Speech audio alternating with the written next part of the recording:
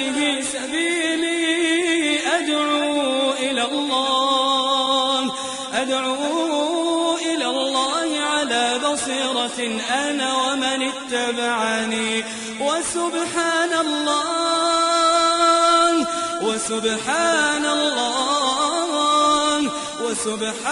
الله وما أنا من المشركين. إن الحمد لله نحمده ونستعينه ونستغفره ونعوذ بالله عز وجل من شرور أنفسنا ومن سيئات أعمالنا، إنه من يهده الله فلا مضل له ومن يضلله فلا هادي له، وأشهد أن لا إله إلا الله وحده لا شريك له، وأشهد أن محمدا عبده ورسوله. يا أيها الذين آمنوا اتقوا الله حق تقاته ولا تموتن إلا وأنتم مسلمون. يا أيها الناس اتقوا ربكم الذي خلقكم من نفس واحدة وخلق منها زوجها وبث منهما رجالا كثيرا ونساء، واتقوا الله الذي تساءلون به والأرحام، إن الله كان عليكم رقيبا. يا أيها الذين آمنوا اتقوا الله وقولوا قولا سديدا يصلح لكم أعمالكم ويغفر حديث كلام الله عز وجل، وخير الهدى هدى نبينا محمد صلى الله عليه وسلم، وإن شر الأمور محدثاتها، وإن كل محدثة في دين الله بدعة، كل بدعة ضلالة، وكل ضلالة في النار. معشر العباد، سبق الكلام بتوفيق ربنا ومنته وهدايته عن أنواع الشرك الأكبر، وذلك أن الشرك الأسمان شرك أكبر ينقل عن ملة الإسلام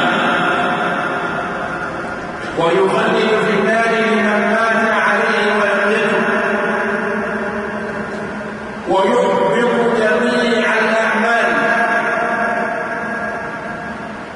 ويجلب سخط الله وغضب الله في الدنيا والآخرة، يجلب المعيشة الضنكا.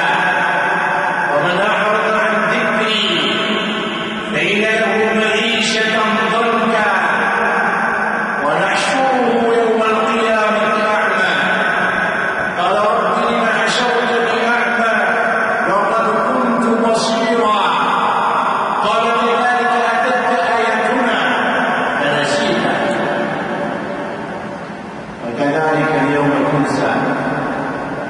المشرك نسي آيات الله وتعلق بالخرافات والدجل والشعوذة، تعلق بالمديح وترك كلام الله، تعلق بكلام مشايخه وترك كلام رسول الله صلى الله عليه وسلم. الشرك الأكبر أعظم ذنب عصي به الله وأعظم جريمة واقع على ظهر الأرض،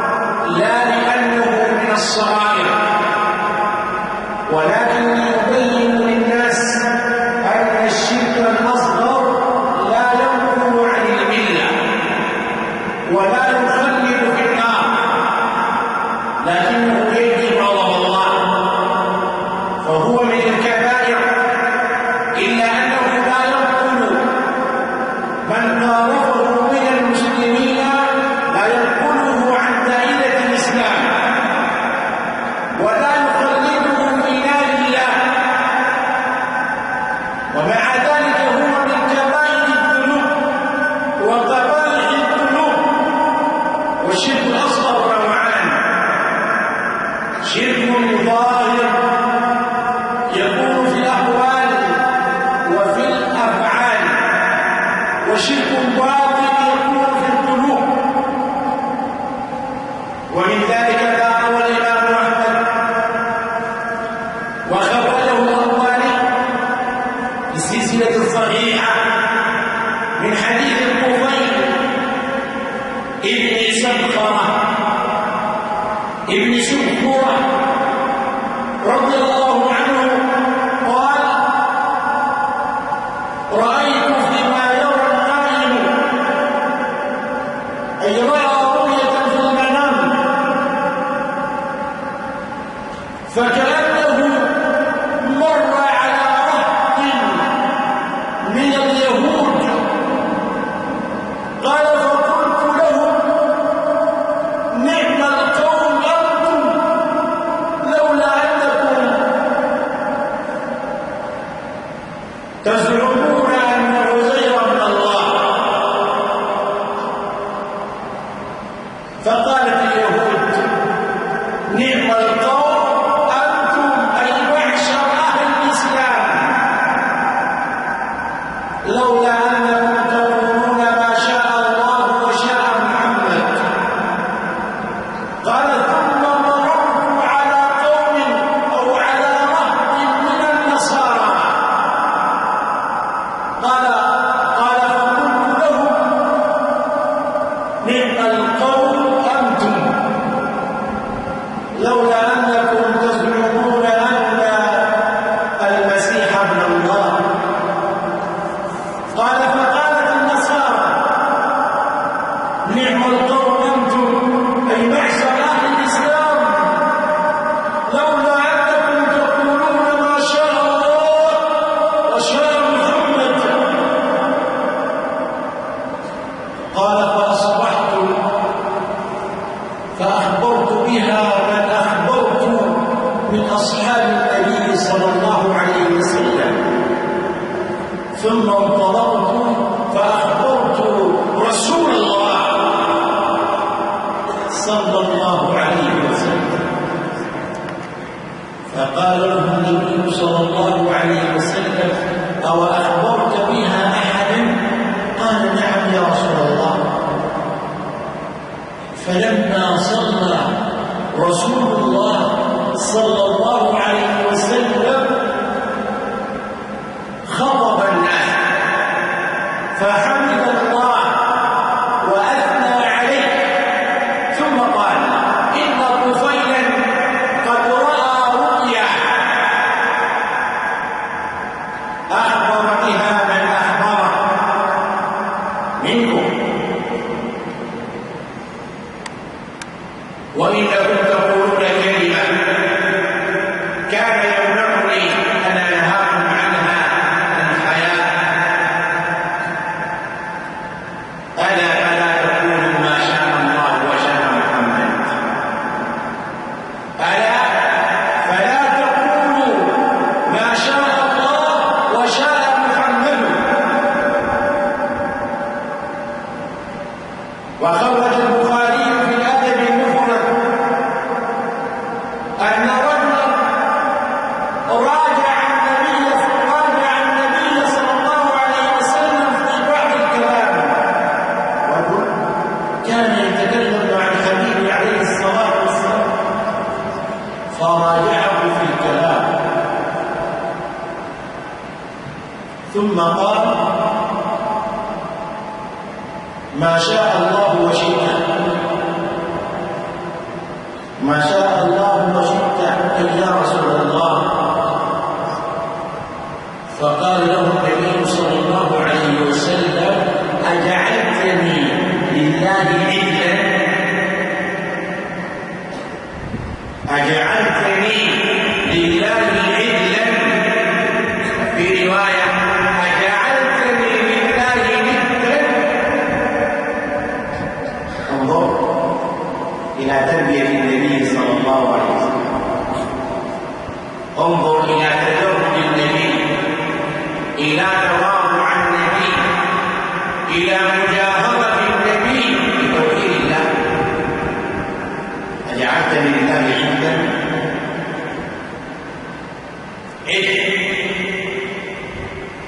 شريك مساوي. فقول القائل ما شاء الله وشاء فلان شرك أصغر من كبائر الذنوب. لذلك قال ابن عباس عند قوله جل وعلا فلا تجعلوا لله أندادا وأنتم تعلمون. قال ابن عباس لتفسيرها من قال لولا البط لسرقنا النص فقد جعل لله أندادا.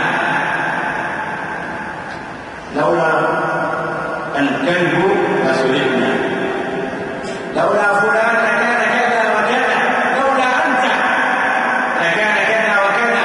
هذا شرك أكبر، عفوا شرك أصغر من كبائر الذنوب. هذا شرك أصغر من كبائر الذنوب. وهذا يبين لنا في الحديث ضرورة معرفة التوحيد. قابلت رجلا أحسبه من أهل التوحيد في الأسبوع الماضي أو في هذا الأسبوع الذي انقضى،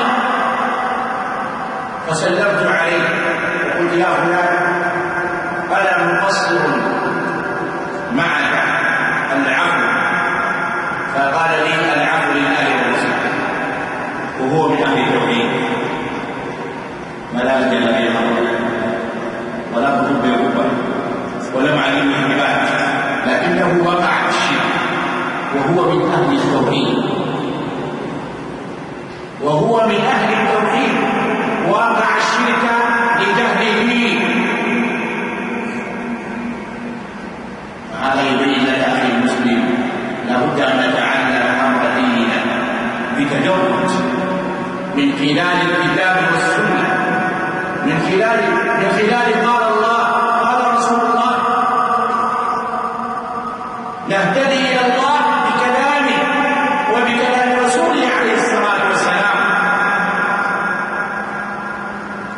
فإذا أراد الإنسان أن يتكلم له أن يقول ما شاء الله ثم شاء فلان، ما شاء الله ثم شئت، ليميز بين المشيئتين. وما تشاءون إلا أن يشاء الله رب العالمين. لولا الله ثم فلان، أطلب من الله ثم منكم. والعربي الفصيح يستخدم ثم، لأن ثم تميز الخالق من المخلوق. على الله عليك فلان، على الله عليك، والواو تفيد التسمية. على الله عليك، هذا شرك. على الله عليك، الواو واو التسمية. على الله عليك شرك، على الله ثم عليك، اتكلنا على الله ثم عليك. هذا هو التوحيد. والتوحيد يا عباد الله أن نميز الخالق من المخلوق، لأن كثيرا من العباد بل معظم من خلق الله لا يميز الخالق من المخلوق. معظم من خلق الله، فلا تكن من هؤلاء، لا تكن من هؤلاء، لا تكن كعبد لم يميز خالقه من المخلوقين. أم تحسب أن أكثرهم يسمعون أو يعقلون منهم إلا كالأنعام بل هم أضل سبيلا. الذي لا يميز الخالق من المخلوق هذا قدح في عقله، لأن الله لا يسوى بخلقه ولا يشبه بخلقه، ليس كمثله شيء وهو السميع البصير. ليس كمثله شيء، لذلك لا يدعى إلا هو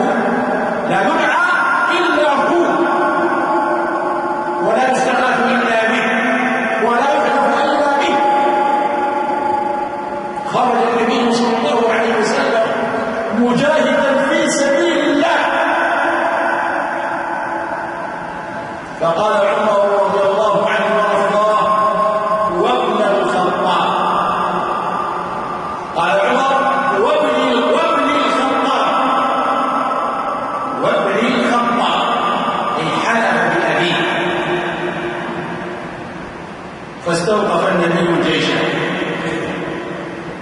لم يقل نحن في عمليات، نحن في حرب، نترك هذا الامر بعد انتهاء المعارك، لان الامر امر عقيده، ولان القتال ما شرع في الاسلام الا لاجل العقيده. امرت ان اقاتل الناس حتى يقولوا لا اله الا الله، فان قالوها عصوا مني دماءهم واموالهم وحسابهم على الله. استوقف الجيش فقال ان الله ينهاكم ان تحلفوا بآبائكم، من كان حالفا فليحلف بالله او ليصمت، لا تحلف بنبي ولا برسول ولا بولي ولا بأبيك ولا بأحد من الخلق، لأن الحلف عند العلماء هو التعظيم. الحلف التعظيم، فإذا حلفت بالله عظمت الله، وإذا حلفت بفلان عظمت فلان، ولا عظيم إلا الله، لا عظيم إلا الله. لذلك احلف بربك. وكلنا يسمع الناس يصلون في المساجد إلا من رحم الله، إلا من هدي إلى التوحيد، يحلف بغير الله. عليك النبي، عليك الرسول، وحتى تشعر بيناتنا، ويحسب أنها كلمة بسيطة وهي عند الله عظيمة. لذلك عمر رضي الله عنه وارضاه سمع رجلا يحلف بالكعبة، مش وحاكم وتبوي، لا، بالكعبة، فهم بضربه، أما أن يضربه أن يعاقبه، ثم قال له أتحلف بالكعبة؟ الكعبة مخلوقة والله خالق. لذلك علمنا رسول الله صلى الله عليه وسلم أن نقول ورب الكعبة، وكان من حديث النبي صلى الله عليه وسلم ورب الكعبة، نحلف برب الكعبة لأنه خالق، ولا نحلف بالكعبة لأنها مخلوقة. وهذا يبين كثير من الأخطاء العقدية الشائعة بين الناس، يقول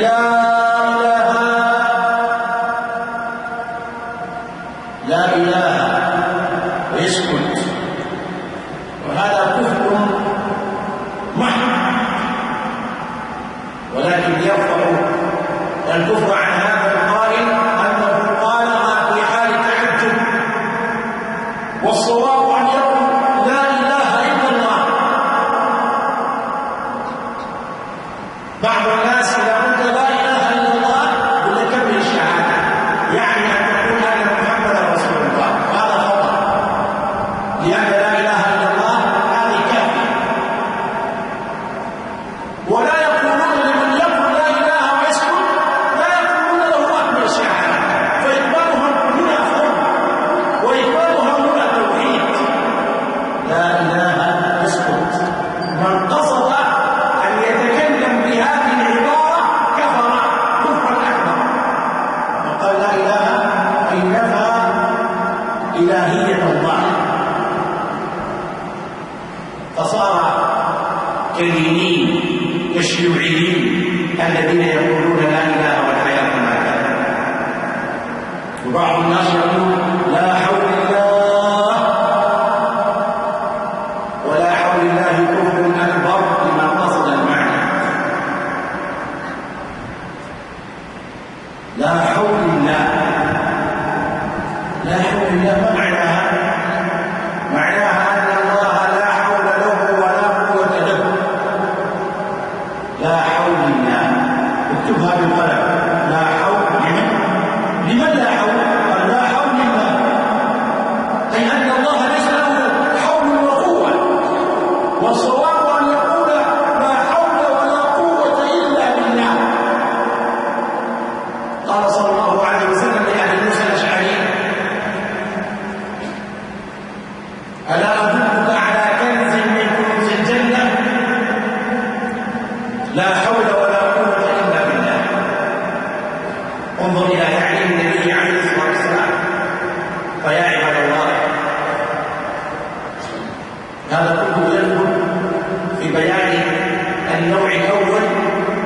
عند الشرك الأصغر، شرك يكون في الأقوال، وهذا يدعونا جميعا أن نحاسب في أقوالنا وأن لا نتكلم بكلام قبل أن ندري معناه، لأن المؤمن يتكلم من مؤخرة عقله، بمعنى أن المؤمن يزن الكلام ثم يتكلم خشية أن يتكلم بكلمة لا يمكن لها بالا فهو به في نار جهنم 70 خريفا.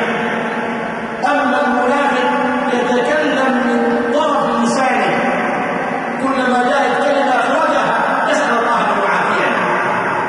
وبعض الكلمات الشائعة عند النساء وعند بعض الرجال والأبواب،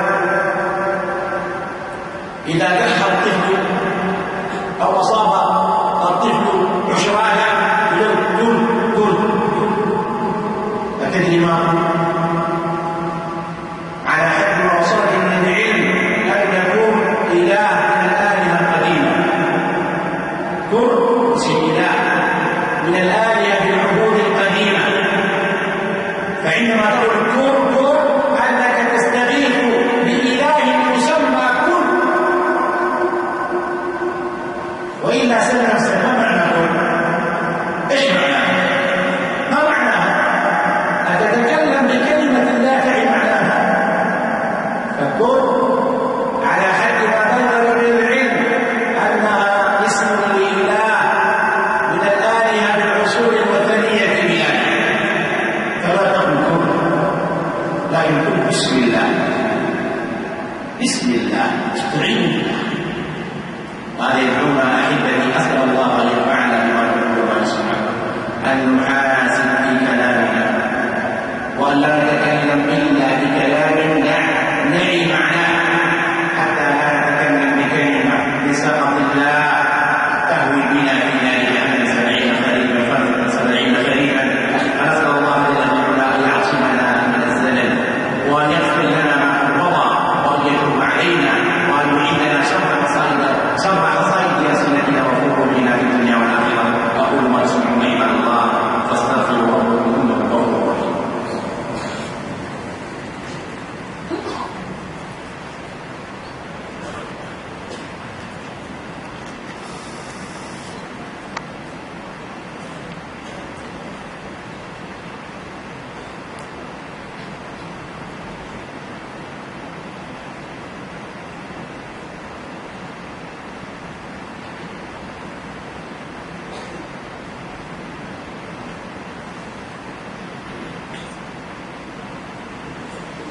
الحمد لله رب العالمين.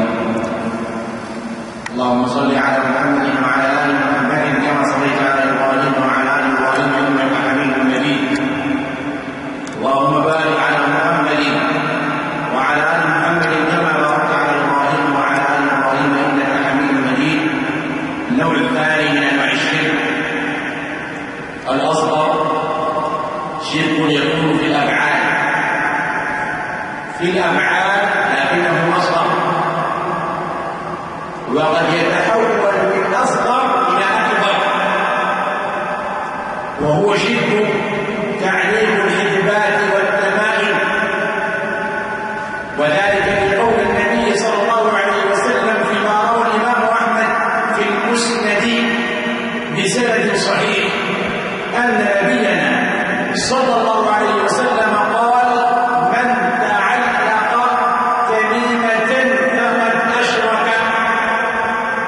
التميمة في مصطلح العلماء كل ما علق لجلب خير أو دفع ضر، كل ما علق. الكمون الأسود شرك إذا علق. النحاس،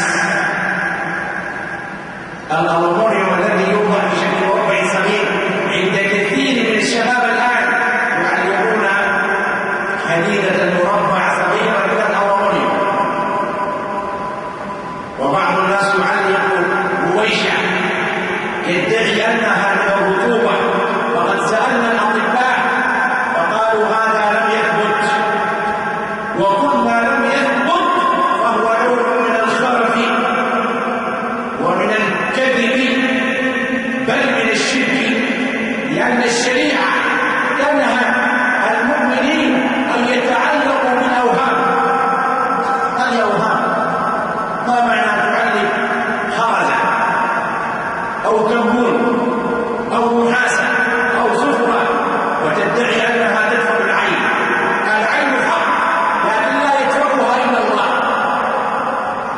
وكذلك العين تدفع بكلام الله وبالدعاء وبالأذكار.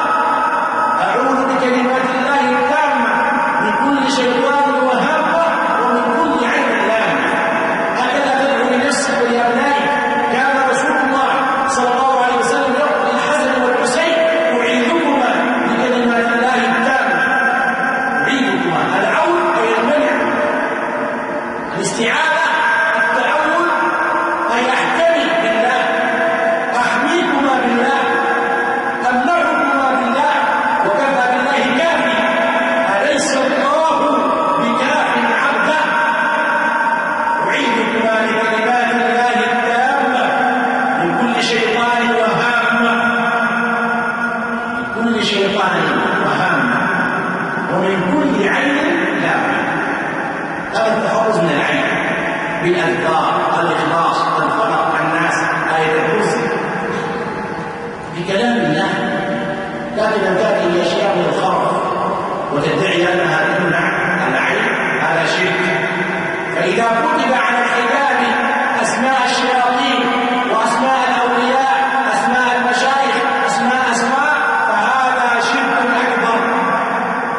إن كتب على الحجاب الاستغاثات بالجن فهذا شرك أكبر.